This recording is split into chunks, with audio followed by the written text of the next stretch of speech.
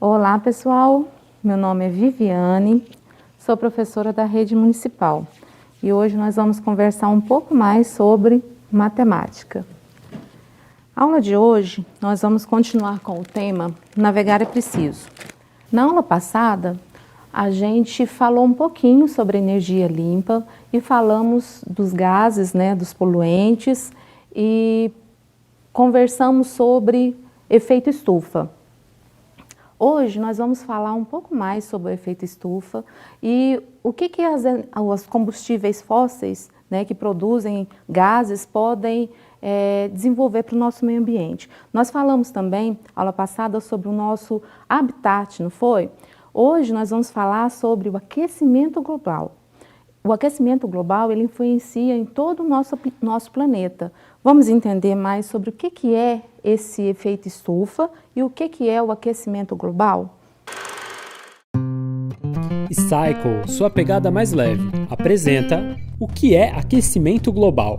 O efeito estufa é um processo fundamental para a vida na Terra, pois a mantém aquecida. Quando a radiação ultravioleta solar chega ao planeta, 30% dela é refletida de volta para o espaço devido à camada de gases da atmosfera terrestre, e 70% ultrapassa essa camada e é absorvida, transformando-se em calor na forma de radiação infravermelha. Uma parte dessa radiação é refletida de volta para o espaço, enquanto outra tem dificuldade de passar pelos gases da atmosfera e permanece no planeta. Desse modo, a média de temperatura da superfície da Terra pode se manter em torno de 15 graus Celsius, o que permite a vida como a conhecemos.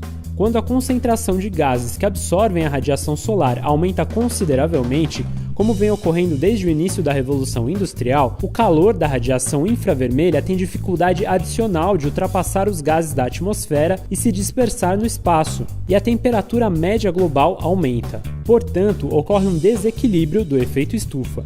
Com temperaturas elevadas devido a esse desequilíbrio, podem surgir problemas graves, como derretimento de geleiras, expansão das águas do oceano, desaparecimento de ilhas e até de países inteiros, com consequente migração forçada de pessoas, aumento de número de erupções vulcânicas, surgimento de eventos climáticos extremos, como secas, fortes ondas de calor, tufões e ciclones, acidificação dos oceanos, desaparecimento de espécies e vários outros. Os principais gases que retêm a radiação solar são o dióxido de carbono, vapor de água, metano, óxidos de nitrogênio e halocarbonos. Eles são chamados de gases de efeito estufa. Muitos ocorrem naturalmente, mas o aumento gigantesco de emissões se deve à ação humana. Além de causarem os problemas já citados, alguns deles, ao poluírem a atmosfera, podem gerar outras complicações à saúde humana. As principais atividades humanas que emitem grandes quantidades de gases de efeito estufa são pecuária, devido à devastação que ocorre para abrir o espaço de pastagem, ao cultivo de grãos para alimentar as criações, aos gastos exorbitantes de água para manter essa produção e à emissão de metano pelos animais. Queima de combustíveis fósseis como diesel, gasolina e carvão em indústrias, em usinas de geração de energia e no setor de transportes, uso de fertilizantes nitrogenados na agricultura e desmatamento que reduz o sequestro de carbono da atmosfera pelas árvores. Para reduzir os efeitos do desequilíbrio do efeito estufa, do aquecimento global e das consequentes mudanças climáticas, medidas macro são necessárias, como investimentos em mobilidade urbana de qualidade, regulamentações para fiscalização de emissões, de desmatamento de florestas, de preservação da biodiversidade, incentivo à adoção de fontes renováveis de energia, como eólica e solar, e a reciclagem e a reutilização, que evitam gastos energéticos e de matérias-primas, entre muitos outros fatores. Também há atitudes individuais que diminuem emissões, como reduzir drasticamente o consumo de carne, usar transporte público, evitar desperdício de alimentos, de energia e de água, praticar a reciclagem e a compostagem e ter consciência na hora de escolhas de consumo cotidiano. Vimos o quanto é importante incentivar o consumo de energia limpa. Hoje nós vamos falar novamente sobre energia eólica e eu procurei alguns números para reforçar o uso da energia eólica no Brasil. No Brasil, nós temos hoje 518 parques eólicos em operação. São mais de 6.600 aerogeradores operando em mais de 12 estados brasileiros. Então, esses dados eu tirei da Associação Brasileira de Energia Eólica. Semana passada, nós falamos da estrutura, nós vimos um pouquinho no GeoGebra como que é o tamanho dessa estrutura, né? Falamos das hélices. Alguém aí teve a curiosidade de pesquisar que tamanho que é, quantos metros é uma dessas hélices ou essas hastes, né, que compõem a estrutura da torre eólica? Vocês pesquisaram? Viram que tamanho que é essa hélice? Eu pesquisei. Olha bem para essa imagem. Essa imagem que você vê é a maior lâmina de turbina eólica do mundo. Ela está indo a caminho da maior turbina eólica marítima. São impressionantes 83,5 metros de comprimento e 4,2 metros de larguras, sendo transportado da Dinamarca, que é o lugar onde ela foi construída, para a Escócia. Só para você ter uma ideia maior sobre a questão da distância dela, aqui nós temos a comparação de um avião, o A380, e o tamanho da hélice. O A380 ele é quase do tamanho da hélice. A distância total de duas hélices deu com o rotor é essa parte interna, a que faz girar o motor que faz girar as hélices. O rotor com as duas hélices, nós temos 154 metros. Para se construir o campo de energia eólica, eles falam o seguinte: tem que ter a distância mínima de pelo menos 3 hélices entre uma torre e outra. Para você ter uma ideia, toda a área, a metragem que essas hélices girando ocupam, dá mais de 2,5 campos de futebol. Então é muito tamanho, né? Muita distância entre que todas essas unidades, que todas essas torres ocupam. Então, para você construir a distância mínima entre uma torre e outra, são necessárias pelo menos a medida de 3 hélices. Como que a gente faz para descobrir, então, qual deve ser a distância de uma torre à outra? Para você ter uma noção, a distância entre essas torres, olhando pela imagem, parece ser até um espaço pequeno. Então, nós vamos estudar hoje para você descobrir como que você faz a operação para descobrir a distância de uma torre à outra. Nós vamos trabalhar a adição e subtração. Para nos auxiliar a estudar a adição e a subtração, eu trouxe aqui para vocês um instrumento que ele se chama ábaco. Esse é um exemplo de um ábaco, tá? Que nós vamos utilizar durante a nossa aula de matemática hoje. E nós vamos fazer várias operações. Tá? Aqui nós temos unidade, esse pino representa então unidade, esse dezena, esse centena, unidade de milhar e dezena de milhar.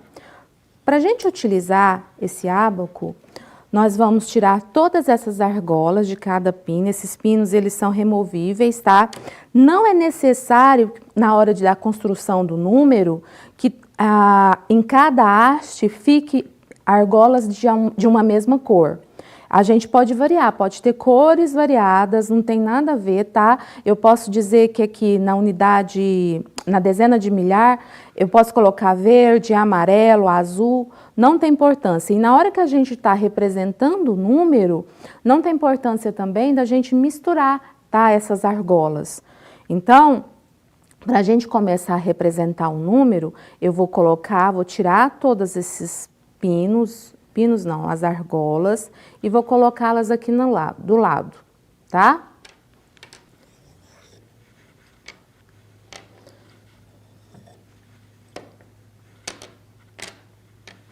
Nós vamos representar aqui, só para começar, nós vamos representar o número 75, que está falando a respeito da hélice, não é?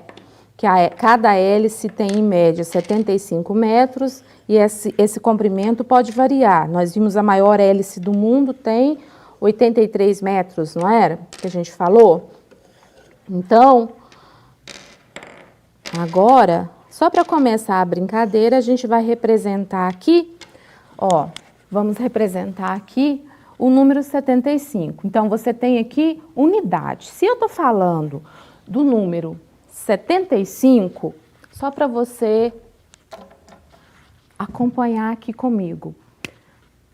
75. Eu tenho o quê?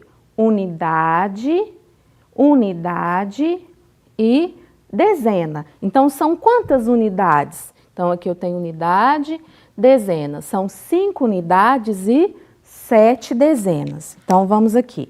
Ó, unidade. 1, 2, 3, 4, 5. Agora, dezena. 1, 2, 3, 4, 5, 6, 7. Então, nós temos a representação no ábaco de 75. Agora, se eu for fazer uma soma no ábaco, como que nós fazemos isso? Basta você representar agora aqui o número seguinte. Então, se eu for somar 75 mais, só voltando ali, pessoal, qual que era o comprimento das duas hastes juntas? As duas hastes juntas tinham 100 com o rotor, né? 154 metros. Então, as duas hastes juntas que a gente viu tinha 154 metros. Então, como que eu vou representar aqui agora? 154. Então, eu tenho 4, sempre começo da unidade, dezena, depois centena. Então, 154, eu vou colocar agora de outra cor. 4 unidades. Beleza. Agora 5. Vou colocar amarelinho. 1, 2, 3, 4, 5. E o 100, vou colocar vermelho. Então, a segunda representação minha foi o quê? 154.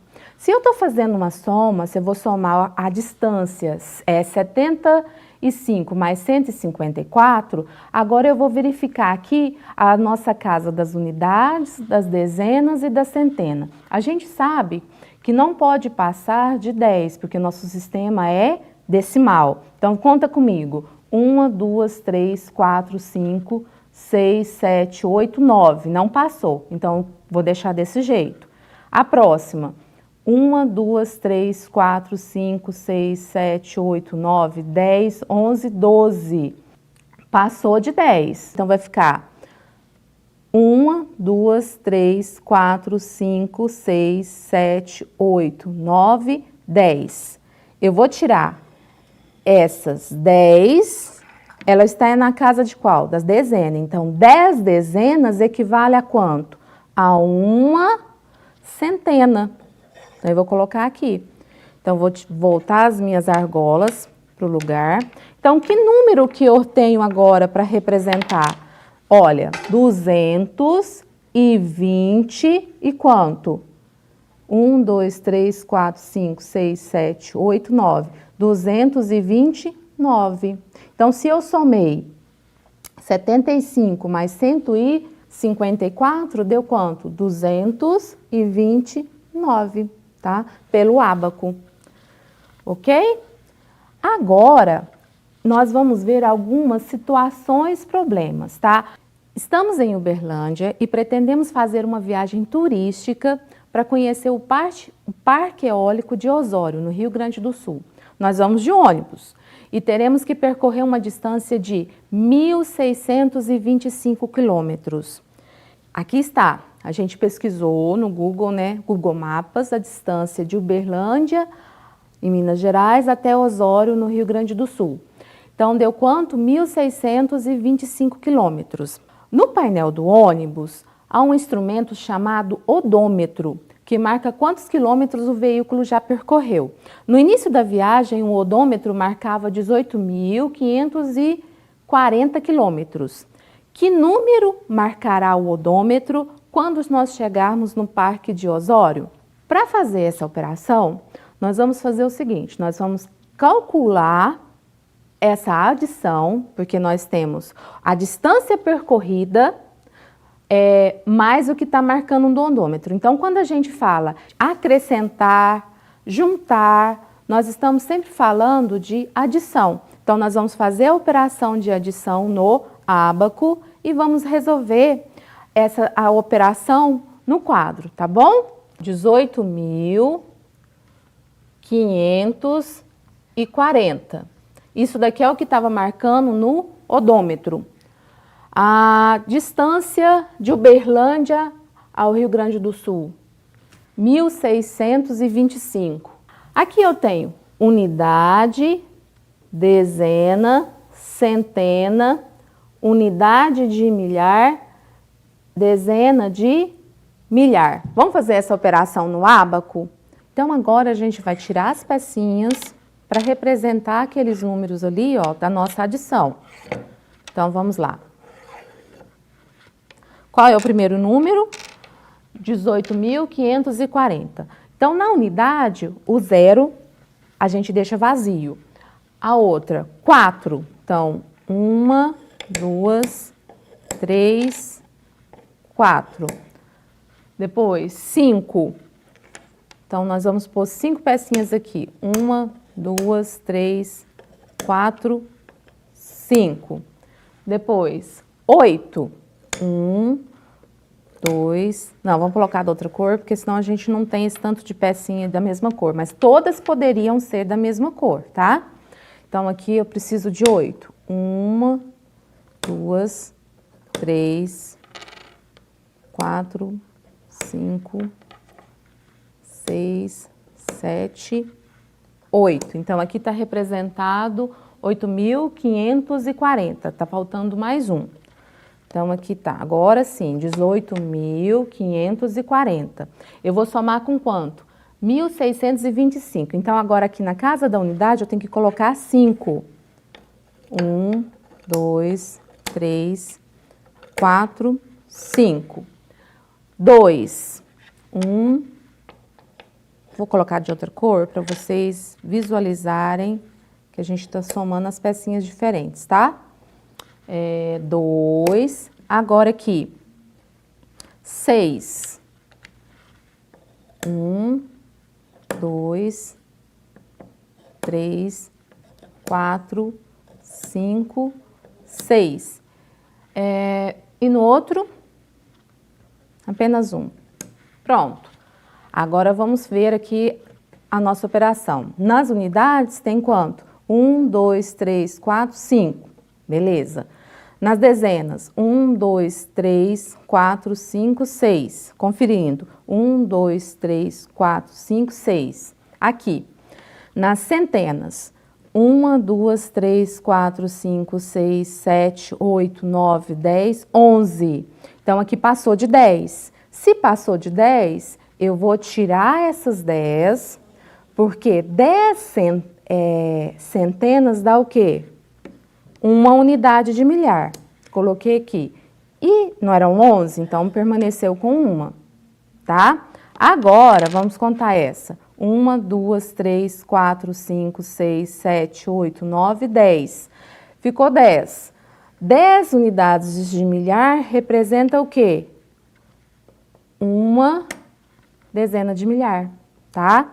Então, eu estou tirando 10 para colocar uma aqui, representando uma. Cada 10 a gente tira e coloca uma pecinha do lado. Então, ficou qual número? 20.100, 1, 2, 3, 4, 5, 6, 20.160 e 1, 2, 3, 4, 5, 20.165, tá? Vamos verificar essa conta ali? Olha, 0 com 5, somei, deu 5 unidades. 4 com 2, somei, deu 6. 5 com 6, deu 11 centenas, não foi? Então, eu vou deixar uma centena e vou passar as 10 para cá. Então, vai ficar 1 com 8, 9. 9 com 1, 10. Aí vai ficar 10, eu não posso deixar aqui. Eu vou deixar só o zero e vai passar uma dezena de milhar, tá? Então vai ficar 1 mais 1, 2. Então ficou 20.165, ok? Viu que bateu certinho as duas contas?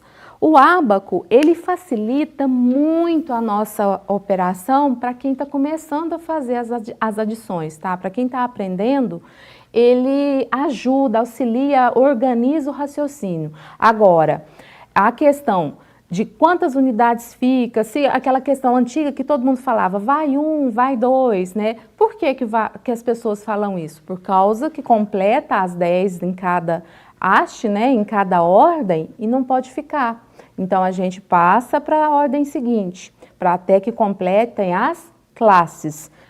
Agora, a gente vai ver aqui rapidinho os termos da adição. Nós fizemos a operação, nós temos aqui a primeira linha, nós chamamos o quê? Primeira parcela. O primeiro número, nós chamamos de primeira parcela. O segundo número, nós chamamos de segunda parcela. E o resultado, a gente fala que soma ou total. Nós podemos observar que se eu alterar a ordem, né, do primeiro número, da primeira parcela ou da segunda parcela, o resultado final continua sendo o mesmo. Então, isso se chama propriedade comutativa da adição. A ordem das parcelas não altera o resultado. Agora, nós vamos ver outra situação problema. Nós temos o Complexo Eólico Morrinhos, no Campo Formoso, na Bahia, fica a 1.743 quilômetros de distância de Uberlândia. Se resolvêssemos fazer o nosso passeio nesse complexo, quantos quilômetros percorreríamos a mais até o Complexo de Osório, que fica a 1.600 quilômetros de Uberlândia? Ou seja, ele está perguntando qual a diferença entre a distância que eu percorreria até o Osório, o Campo de Osório, e a distância de Formoso. Então, qual que é essa diferença? Então, o que nós resolvemos aqui? Subtração. Nós temos 1.743 menos 1.625. Para fazer essa conta, nós vamos fazer o quê? Nós temos 3 menos 5. 3 menos 5 não dá. É o famoso que eles falam, pegou 10 unidades da ordem anterior. Então, nós vamos ficar com quanto? Com 13. Como que faz isso no ábaco? Vamos pensar no número que nós temos que representar. 1.743. Então, começa sempre da unidade. 3, 1, 2, 3, 7, 4, 1, 2, 3, 4, 7 agora. Vou colocar a laranja. 4, 7 e 1. Pronto. 1.743. Agora, menos 1.625. Então, eu vou tirar 5 dessa daqui. Dessa primeira unidade, só que não dá para tirar 5 daqui porque só tem 3. Então, eu vou pegar aqui da dezena, uma dezena e colocar aqui nas unidades. Mas uma dezena tem quantas unidades? 10. Então, eu vou colocar 10 pinos. 3, 6, 7, 8, 9, 10. Então, agora, para tirar, eu tenho que tirar quanto? 5. Então, eu vou tirar 1, 2, 3, 4, 5. Beleza, já fiz a subtração da primeira, das unidades. Agora aqui, eu tenho que tirar 2. Dá para tirar tranquilo. Pronto. Essa casa é o 6, eu tenho que tirar agora. Dá para tirar também. 1, 2, 3, 4, 5, 6. Beleza. E 1. Vou tirar 1, vai ficar 0. Então, quanto que ficou no resultado? 100 e... quanto? 1, 2, 3, 4, 5, 6, 7, 8, 118. Então, qual é a diferença entre esses dois números? 118, ok? Vamos verificar ali a nossa operação? 1.743 menos 1.625. Então, aqui, as unidades, eu vou pegar uma dezena, certo? Então, vai ficar 13 unidades.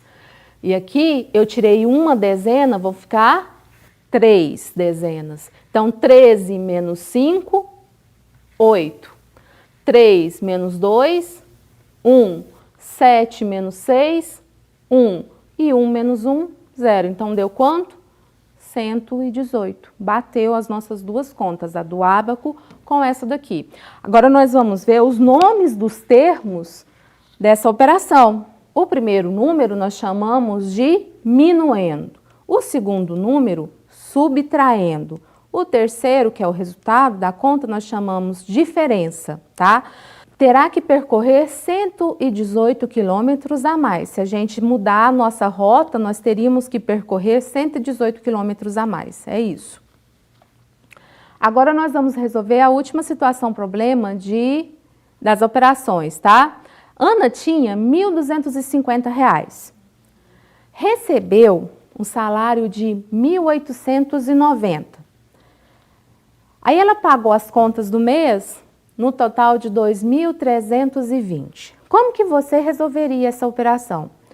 Eu tinha uma quantia de 1.250, recebi mais uma quantia de 1.890, então com quanto que eu fiquei no total? Eu vou somar. Então eu vou somar 1.250 mais 1.890 e depois eu vou pegar desse resultado, eu vou subtrair o que eu tenho que gastar, minhas contas do mês, 2.320. Então, aqui nessa situação problema, nós temos duas operações. Nós vamos fazer uma adição primeiro, depois nós vamos fazer uma subtração. Você pode fazer isso na forma de expressão ou você pode resolver em colunas, montando a operação duas vezes, tá? Primeiro faz uma adição, depois faz com o resultado, faz uma subtração. Então, eu fiz aqui na forma de expressão. Para fazer a expressão, você tem os parênteses. No parêntese, você está representando que vai fazer essa operação primeiro. Então, eu tenho 1.250 mais 1.890, menos o restante, que era as compras, né? Então, deu um total de esses dois números, 3.140 menos 2.320. Então, restou para ela no final do mês um total de R$ 820.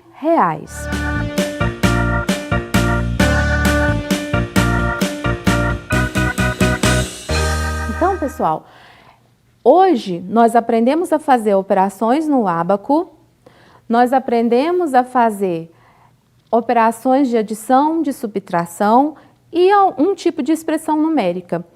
Foi a aula de hoje, tá? Lembrando que essa semana vocês vão ter mais atividades de matemática para fazer lá no portal e bom estudo, boa semana!